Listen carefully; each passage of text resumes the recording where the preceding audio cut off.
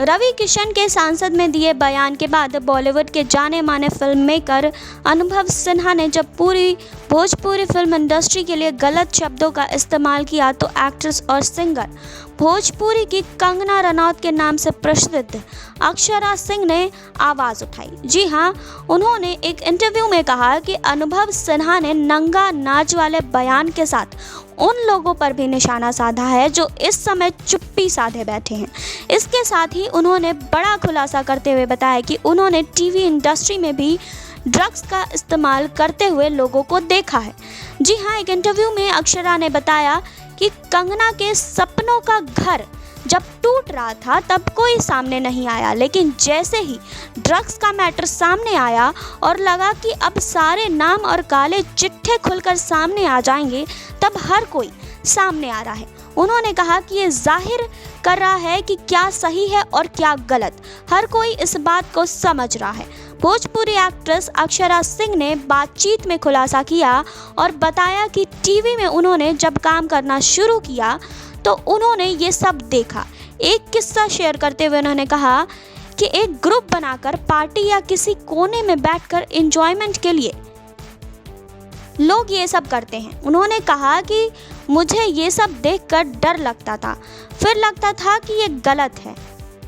उन्होंने कहा कि जब मैंने एक दिन इस बात का जिक्र अपनी माँ से किया तो उन्होंने कहा कि कोई ज़रूरत नहीं है वहाँ जाने की, ये सब गलत काम है।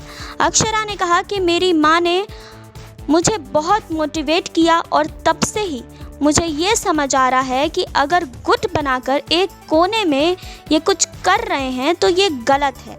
उन्होंने कहा कि ये सब वहाँ आम माना जाता है, लेकिन ये सब होना नहीं चाहिए। ड्रग्स को लेकर उन्होंने कहा कि इन सब चीज़ों की वजह से हमारी आगे आने वाली पीढ़ी बर्बाद हो रही है।